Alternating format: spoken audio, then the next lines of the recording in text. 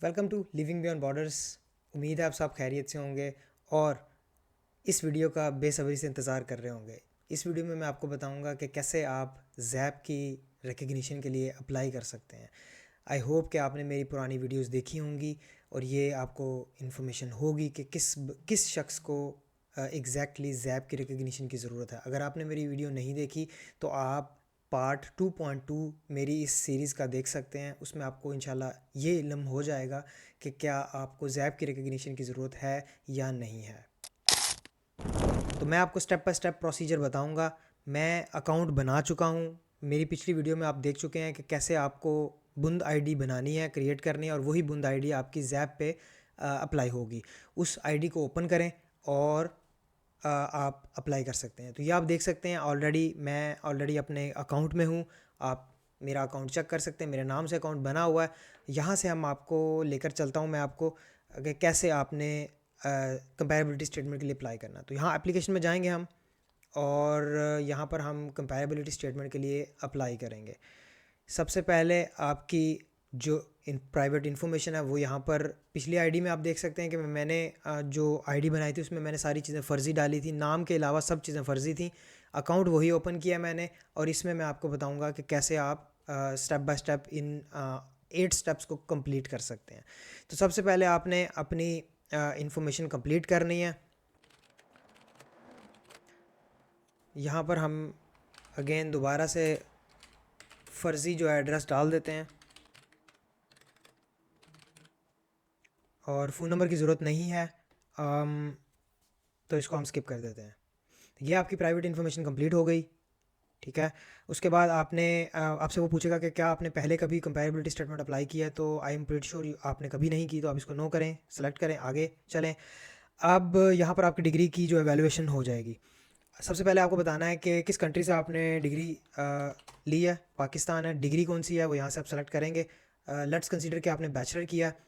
यहाँ पर अगर आपने 4 साल का बैचलर किया है तो ये बैचलर जो है ये वाला सेलेक्ट होगा। अगर आप 2 साल का बैचलर यहाँ पर करवाना चाह रहे हैं कंपेयर, तो आपको ये वाला बैचलर सेलेक्ट करना है। लेकिन अगर आपकी जो कंडीशन है वो 2 साल वाला बैचलर और 2 साल वाला मास्टर है तो आपको पहले मास्टर की डिग्री ऐड करनी है। नेक्स्ट स्टेज में वो आपसे पूछेगा कि क्या इसके अलावा भी कोई डिग्री आपने अटेस्ट करवानी है, रिकॉग्नाइज करवानी है, तो फिर वहाँ पर आप अपनी बैचलर भी ऐड करोगे। You have to add all your degrees after intermediate. जितनी भी आपने की हैं सब आपको वहाँ पर ऐड करनी पड़ेगी। लेकिन आप सेलेक्ट कर सकते हो कि कौन सी डिग्री आप किसकी डिग्री की रिकग्निशन आपको चाहिए।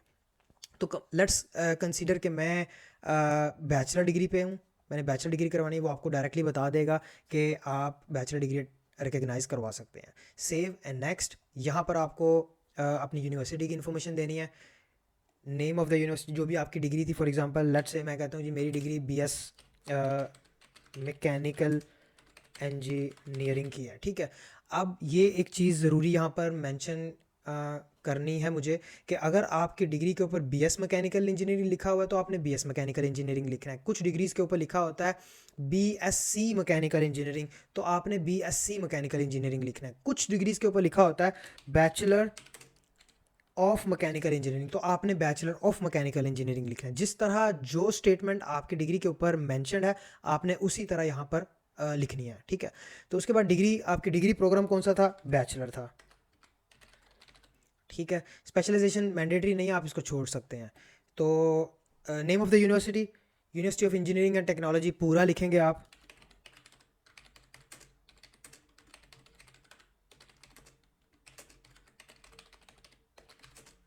टेक्सला की थी तो टेक्सला लिख देंगे, लाहौर की थी तो लाहौर लिख देंगे। ठीक है। जिस तरह भी जो भी यूनिवर्सिटी का पूरा नाम है आपको यहाँ पर मेंशन करना है। और यूनिवर्सिटी का किस सिटी में है, टेक्सला में, तो ये आप मेंशन करेंगे। यहाँ पर आपको जो यूनिवर्सिटी की स्टार्ट या इनरोलमेंट डेट वो डालनी है, एंड डेट डालनी है और जब डिग्री आपको मिली तब डालनी है। तो इसमें सिर्फ ईयर जो है वो मैंडेटरी है, तो आप सिर्फ ईयर भी मेंशन करेंगे तो दैट इज़ ऑल्सो फाइन। ठीक है। डिग्री मुझे 2000 लट से 15 में मिली। 2010 से 14 तक मैं पढ़ा और 2015 में मुझे डिग्री मिल गई, तो that is enough for this stage. Mode of study बताना है, फुल टाइम, पार्ट टाइम या डिस्टेंस लर्निंग थी, तो फुल टाइम थी हमारी तो फुल टाइम पे चले जाते हैं। कितने साल की डिग्री थी यहाँ पर इन ईयर्स बताना है आपने। ठीक है। तो 4 साल की डिग्री थी तो 4 यहाँ पर मेंशन करेंगे। आपने थीसिस किया, या प्रोजेक्ट किया, तो बेसिकली एट द एंड आपने इसको फिनिश किया। यहाँ पर वो पूछ रहे हैं कि स्पेसिफिकली आपने फाइनल थीसिस किया। अगर आपने थीसिस किया है तो यहाँ पर यस करें, अगर आपने थीसिस की जगह प्रोजेक्ट किया तो आप इसको यहाँ नो सेलेक्ट करें, ठीक है।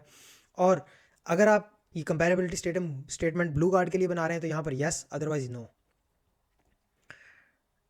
तो करंटली हम अपॉर्चुनिटी कार्ड के लिए जा रहे हैं तो आप यहाँ पर नो सेलेक्ट करेंगे in case of blue card, because blue card के लिए आपकी जो प्रोसेसिंग है, प्रोसेसिंग टाइम ज़्यादा है, ठीक है, सॉरी कम है। ब्लू कार्ड की जो प्रोसेसिंग है वो 2 वीक्स में होती है, और नॉर्मल जो कंपेरेबिलिटी स्टेटमेंट है वो ऑन एवरेज 6 वीक्स लेती है। Would you like to another. अब यहाँ पर ये वो स्टेज है जहाँ पर मैंने आपको बताया था कि अगर आप 2 साल का मास्टर ऐड करेंगे तो आपको 2 साल की बैचलर भी ऐड करनी होगी, तो यहाँ पर आप उसको यस करके 2 साल के बैचलर को ऐड कर सकते हैं। बट चूंकि हमारी डिग्री ऑलरेडी बैचलर की 4 साल की हमने ऐड की है, तो हमें दूसरी डिग्री ऐड करने की यहाँ पर ज़रूरत नहीं है।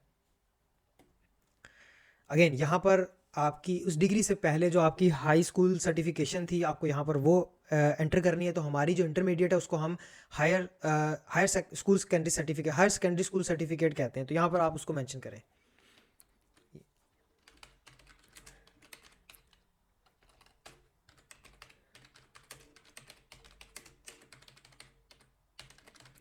ठीक है, और वो हमने पाकिस्तान में ही किया है, ठीक है। और हमारी जो इंटरमीडिएट थी वो 2010 को ख़त्म हुई थी, ठीक है।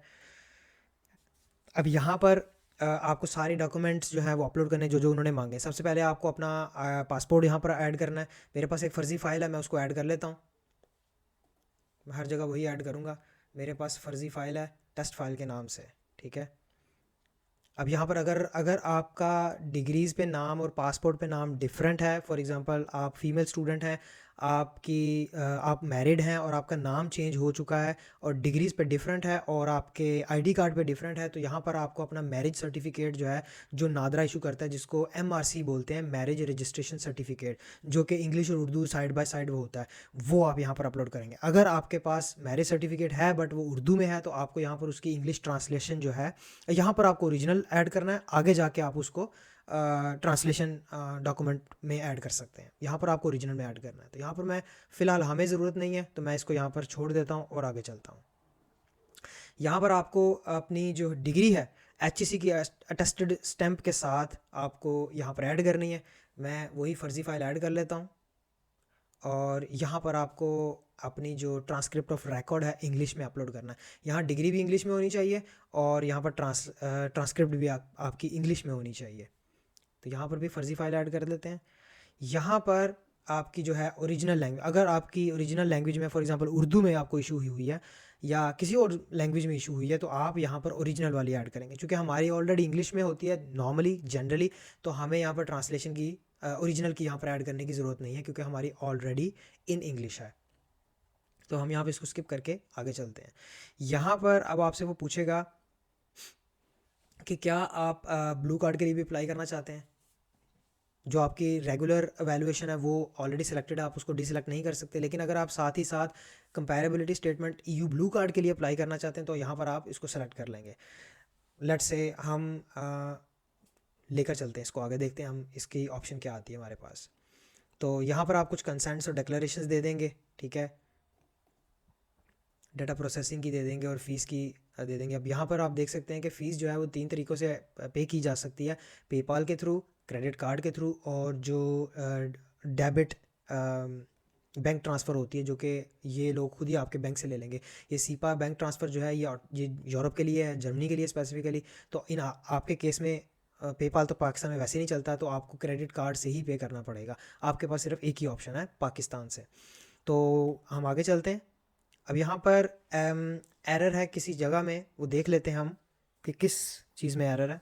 पर्सनल इन्फॉर्मेशन में एरर है। उसने आईडी कार्ड से मेरा नाम, चूँकि मैंने आईडी कार्ड अपलोड नहीं किया या पासपोर्ट अपलोड नहीं किया, तो उसने वेरीफाई कर लिया कि आपका जो नाम है वो डिफरेंट है। मेरी फ़र्ज़ी फ़ाइल थी इस वजह से, लेकिन आपके यहाँ पर एरर नहीं आएगा। ये आखिरी स्टेज है। यहाँ पर आपको कोई मैसेज लिखना है जैप के लिए, तो आप यहाँ लिख सकते हैं। अदरवाइज़ एट द एंड यहाँ पर ये बटन जो है एक्टिवेट हो जाएगा, और जब आप इसको सबमिट करेंगे तो आपकी ईमेल के ऊपर एक डॉक्यूमेंट आएगा जिसके ऊपर बैंक अकाउंट नंबर और फ़ी जितनी भी आपको पे करनी है वो और तरीका लिखा आएगा कि कैसे आप पे कर सकते हैं। ये सारी डिटेल जो है ये आपको ईमेल पे मिलेगी। जैसे ही आप पेमेंट दे देंगे आपके सिस्टम में अपडेट हो जाएगा कि आपकी जो पेमेंट है वो रिसीव हो, जैसे ही वो रिसीव हो जाएगी ये अपडेट कर देंगे जी आपकी पेमेंट रिसीव हो गई है। जिस दिन पेमेंट रिसीव होगी उस दिन से आपका वेटिंग टाइम शुरू होगा। अब आप 7 दिन बाद पेमेंट दें, आई थिंक 7 या 10 दिन के अंदर अंदर आपको पेमेंट देनी होती है एप्लीकेशन सबमिट करने के बाद। वो आपको बता देते हैं ईमेल पे, जो डॉक्यूमेंट आएगा उस पर वैलिडिटी भी लिखी होगी कि कितने दिन के अंदर अंदर आपको पेमेंट देनी है। जिस दिन आपकी पेमेंट इनको रिसीव होगी उस दिन से लेकर आपको 6 वीक्स तक का टाइम है। 6 वीक्स के अंदर आपको कंपेरेबिलिटी स्टेटमेंट्स मिल जाएंगी। So I hope this is helpful. और इस तरह आपको कंपेरेबिलिटी स्टेटमेंट मिल जाएगी। अगर आपका कोई फर्दर सवाल है किसी भी किस्म का, कमेंट्स में ज़रूर पूछें। और अगर ये जानना चाहते हैं आपके क्या आपको ज़ैप की रिकग्निशन की ज़रूरत है भी या नहीं, तो आप मेरी अपॉर्चुनिटी कार्ड की सीरीज़ में पार्ट 2.2 देखेंगे तो आपको डिटेल से पता लग जाएगा कि क्या आपको स्पेसिफ़िकली ज़ैप की रिकग्निशन की ज़रूरत है या नहीं है। तो आई होप दिस इज़ हेल्पफुल और मिलते हैं इंशाल्लाह अगली वीडियो में। अल्लाह हाफ़िज़।